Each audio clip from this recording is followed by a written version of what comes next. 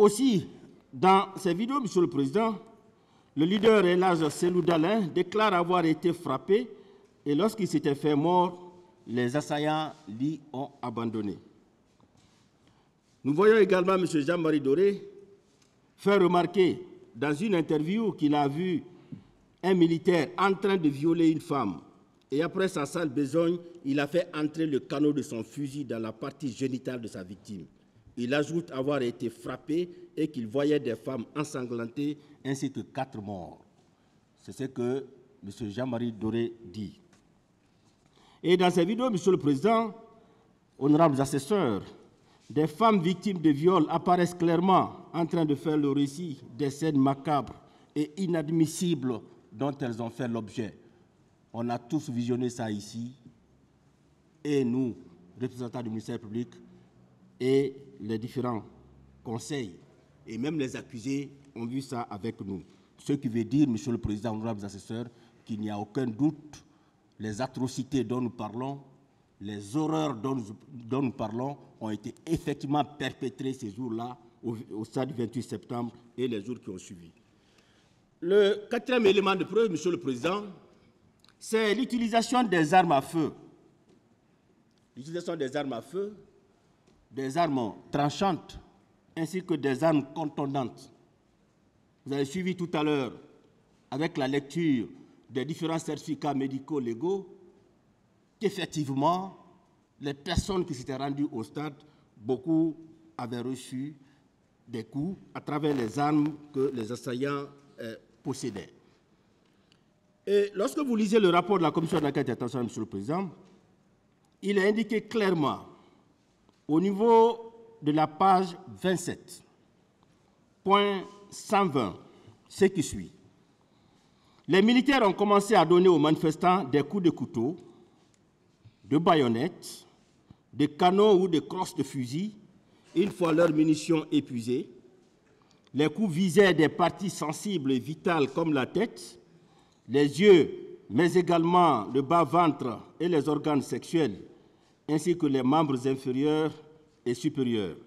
Des gendarmes de Kébro, ainsi que des individus en civil, portant des t-shirts ou des maillots de sport, ou encore avec des bandeaux rouges autour du front et fétis sur le corps, qui étaient armés de couteaux, machettes, gourdins, bouts de bois ou planches avec des clous saillants, ont frappé et blessé les manifestants qui réussissaient à échapper aux tirs.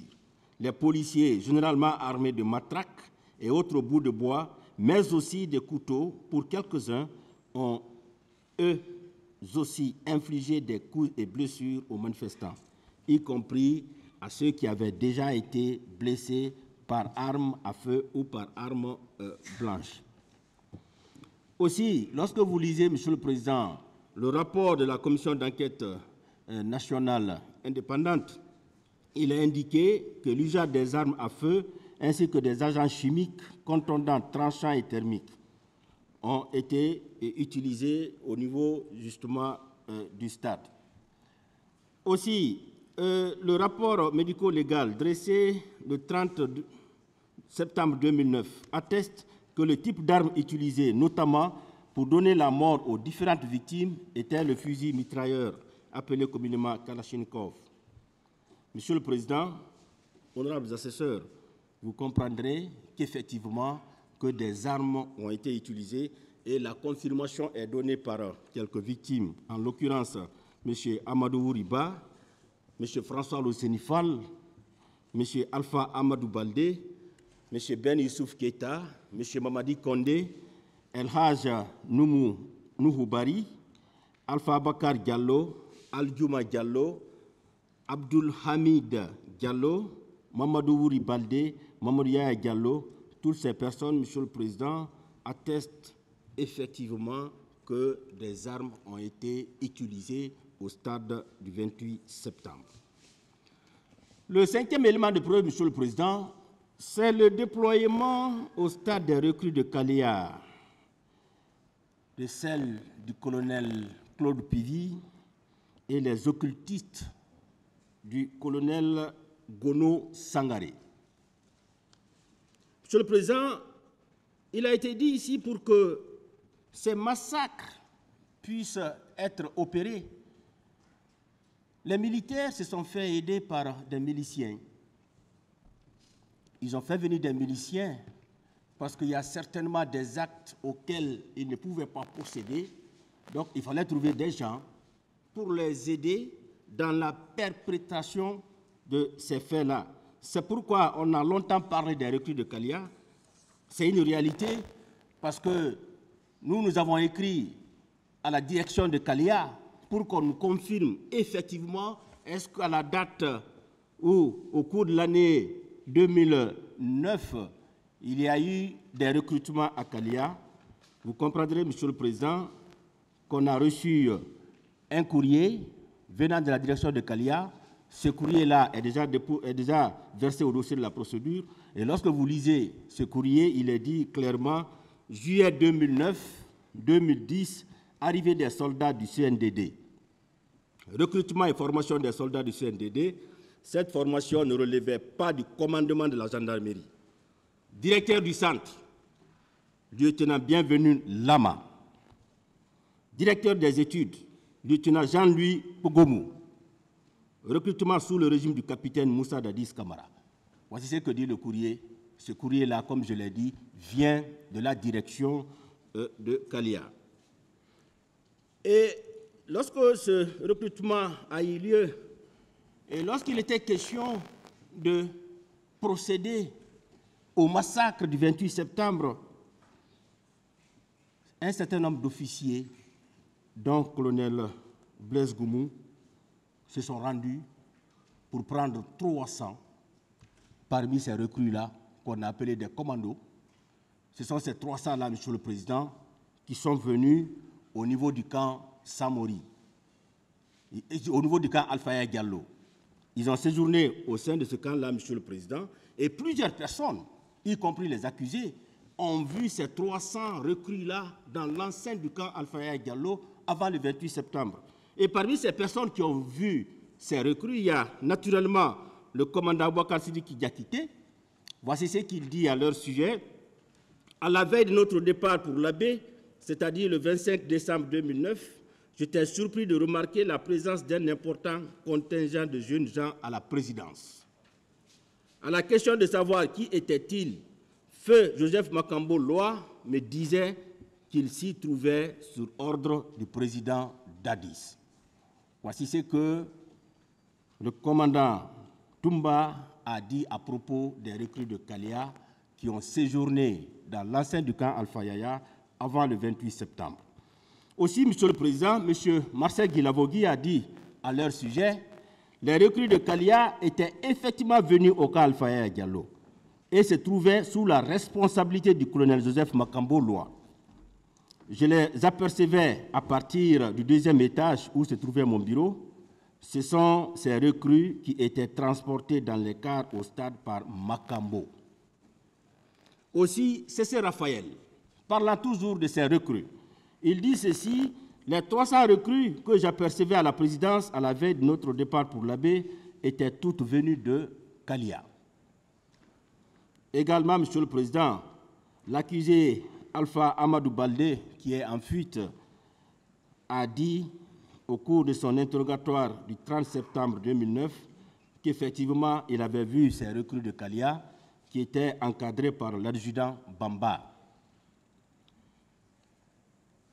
Et d'autres victimes, Monsieur le Président, on ne va pas revenir sur leur déclaration, ont affirmé qu'elles ont vu ces recrues-là au stade qui étaient habillés, bien sûr, en maillot Chelsea et en maillot d'Arsenal. Parmi ces victimes, nous avons Mme H.C., qui a été victime de viol. M. Baouri également en a parlé. M. Mamadou Baldé en a parlé. M. Kernoma Djousso également, victime d'atteinte grave à l'intégrité physique, en a parlé. M. Ephraim Kamanda Souma, dit Rambo, en a parlé aussi. M. Ibrahim Diallo, M. Mamadou Wouri Baldé, M. Mamadou Djouma Diallo, M. Abdoulaye Djibril Bari, M. Kerno Mamadou Aliou Diallo, M. Abdul Karim So, M. Mamadou Siré Diallo M. Lamine Camara, toutes ces victimes, Monsieur le Président, ont déclaré avoir vu au stade du 28 septembre ces recrues de Kalia.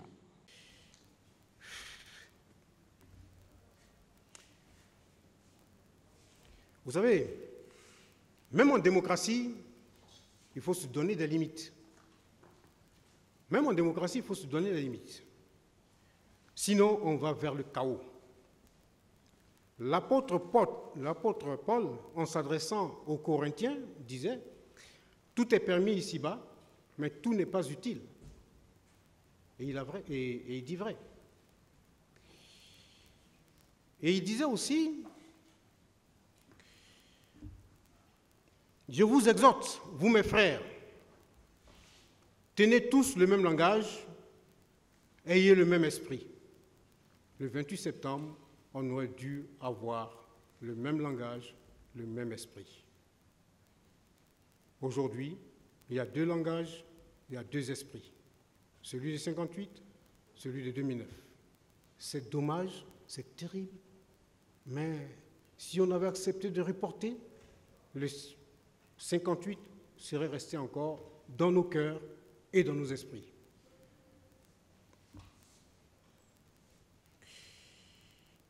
Mais ce procès va nous laisser quand même un goût amer parce que les vrais acteurs du massacre ne sont pas là. Ben, je vais y revenir. On a beaucoup parlé de Kalia, comme mes prédécesseurs l'ont dit, mais on n'a même pas arrêté un seul de Kalia. Bon, on a trop parlé.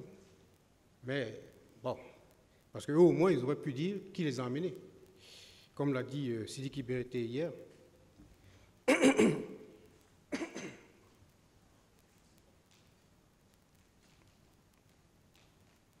Au lendemain du 28 septembre 2009, eh bien, notre justice aurait dû se mettre en branle pour rechercher les vrais acteurs des assassinats et des viols. On a parlé tout le long de ce procès, comme je l'ai dit, de militaires en formation à Kalia. Mais parce qu'au moins, chacun d'eux a un dossier. Il a un dossier, c'est une école, Kalia. Il y a un dossier, il y a des adresses, il y a des numéros de téléphone. Bon, je ne sais pas si on est allé vers là-bas pour chercher.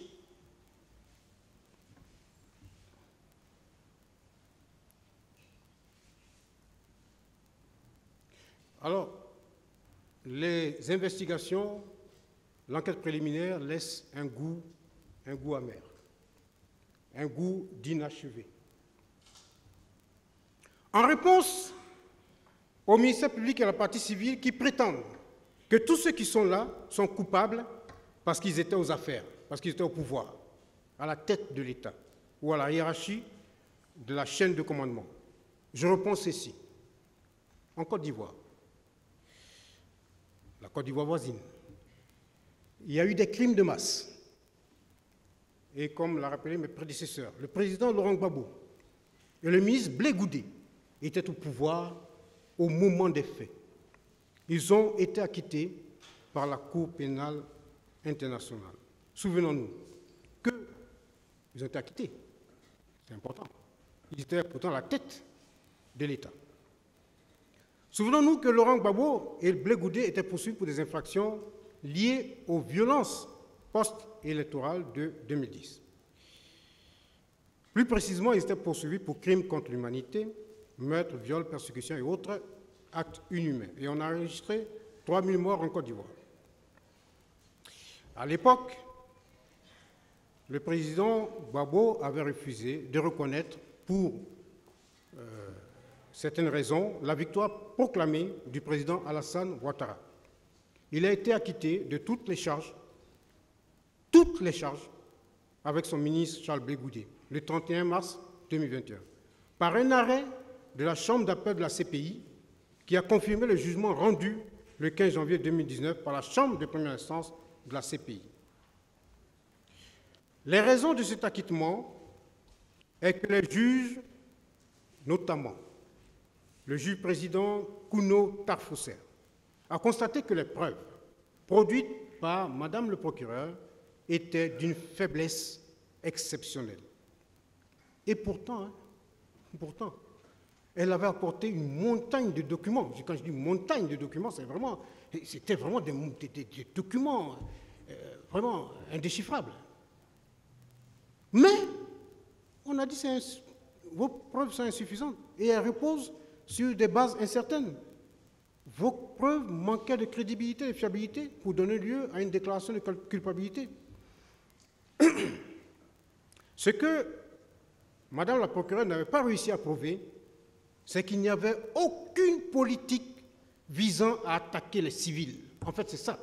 Elle a dit qu'il y avait une politique visant à attaquer les civils de manière généralisée et systématique.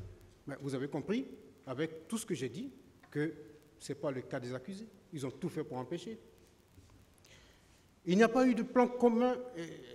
La CPI a dit qu'il n'y avait pas de plan commun et une politique d'attaque à grande échelle contre les manifestants. Et je vous demande de prêter attention à ce que je vais dire.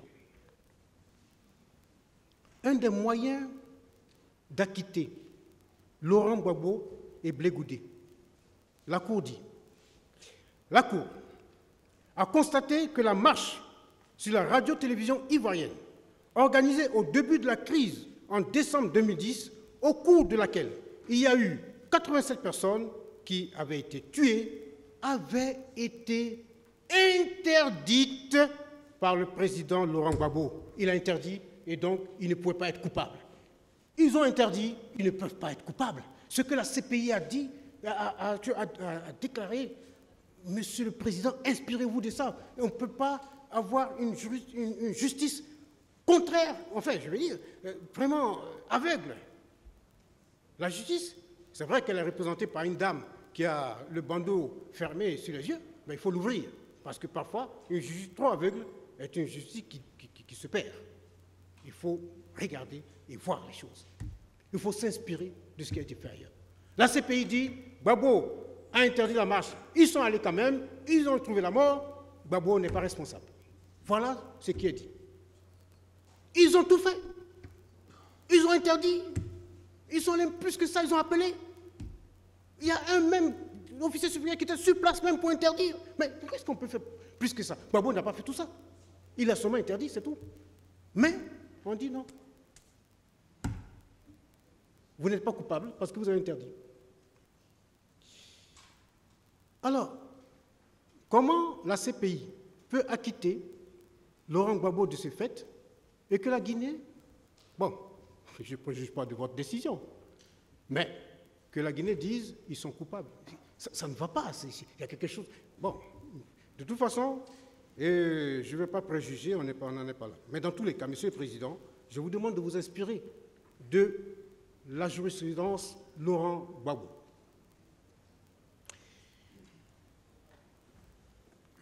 En tout cas, je ne vois pas pourquoi les accusés ici ne seraient pas acquittés. Comme Laurent Gbagbo.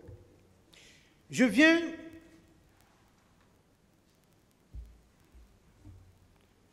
viens à une des victimes de la justice guinéenne. La justice guinéenne a fait une victime qui est dans la salle. Et c'est vraiment déplorable. Cette victime, c'est C.C. Raphaël Haba. Son cas est triste, mais en même temps révoltant, inadmissible, inconcevable.